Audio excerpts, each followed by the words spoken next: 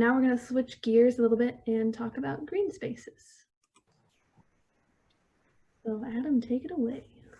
Yeah, so this slide is pretty near and dear to my heart. I had a similar journey as Audrey. My major was actually wildlife conservation in campus. And so took a little bit of a detour with waste, but like we're saying, everything is related.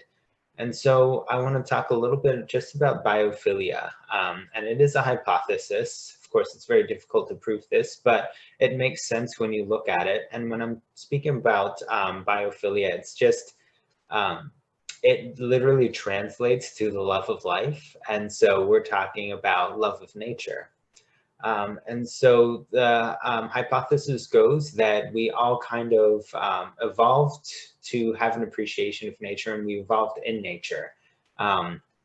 When early humans weren't exactly in cities with concrete all around us, we didn't have our own apartments or anything like that. So it makes sense that we're very attracted to, we're very familiar with, and we want nature around us, and we want to be in nature.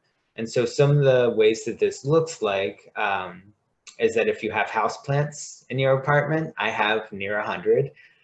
If the background on your desktop is a mountain,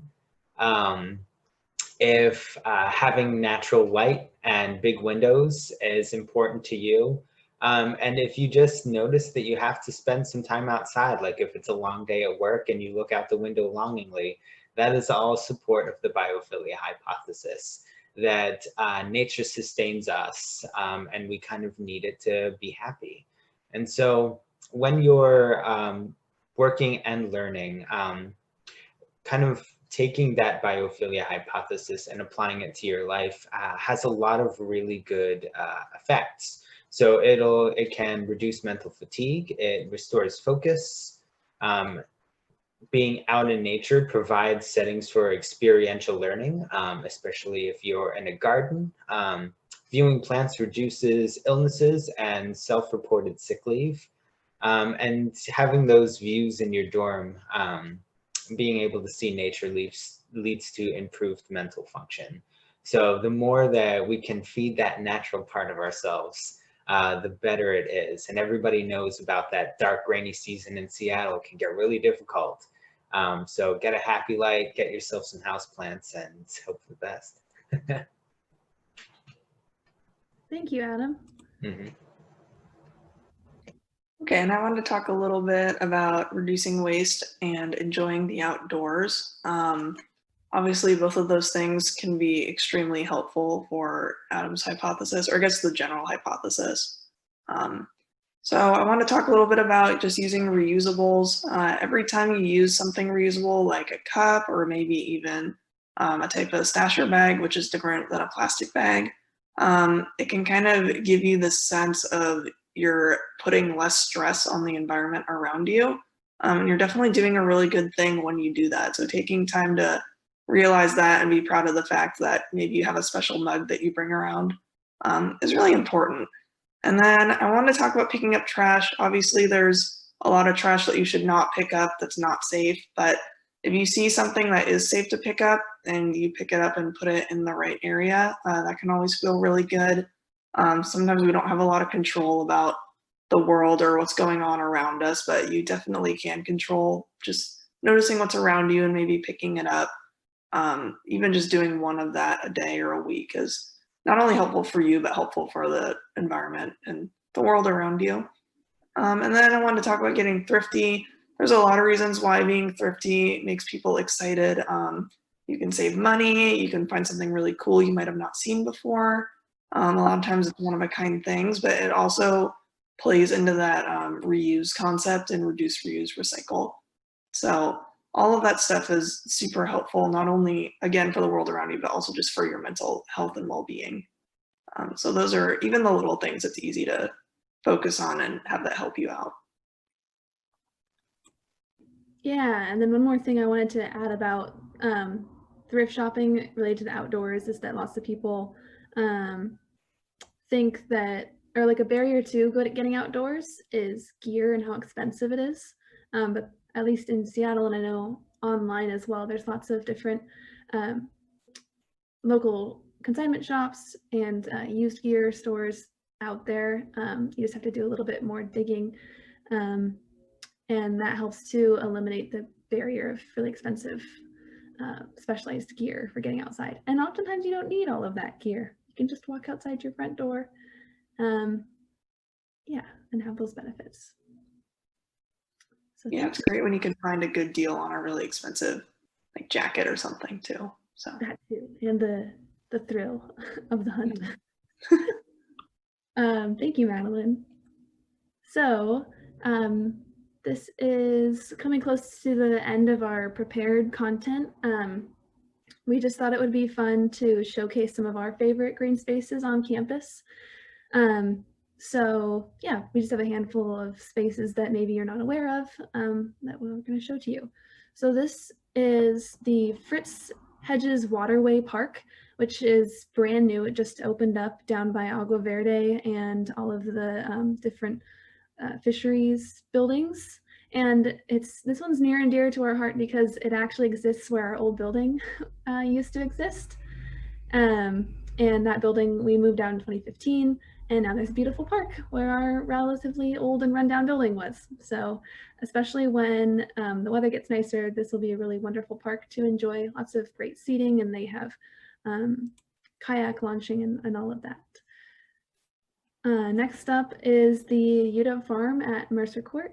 As many of you probably know, the UW Farm has has a couple different locations on campus, and then they have their main location down by the Union Bay Natural Area.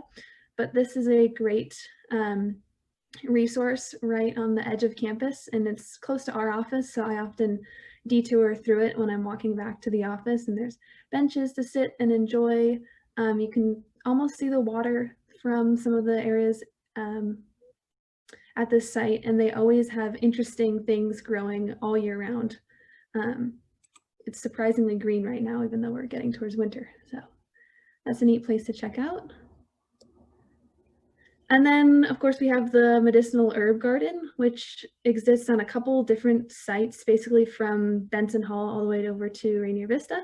And this part of the garden is my particular favorite because they have like some water plants growing, and it's kind of an enclosed secret garden feeling area. Wonderful benches, and it's right across from the Life Sciences building. And then we have this space, which is just above the Medicinal Herb Garden, right next to Rainier Vista. And this is a space I didn't know about for until a couple of years of being on campus. And it was recently restored through the Society of Ecological Restoration and a couple other groups on campus. So they removed invasive species and added native species. And it's really special because there's actually a great blue heron rookery above the pathway. You just have to walk off the path a tiny bit, and if you look up, especially right now when there aren't that many leaves, you can see about a dozen different heron nests.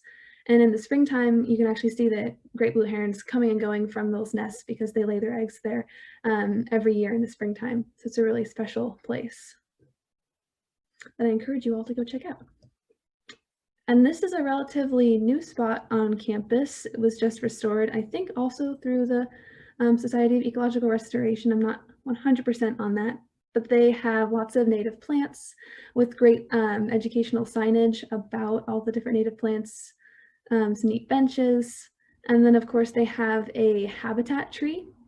And habitat trees are really special because they provide microhabitats for all sorts of organisms.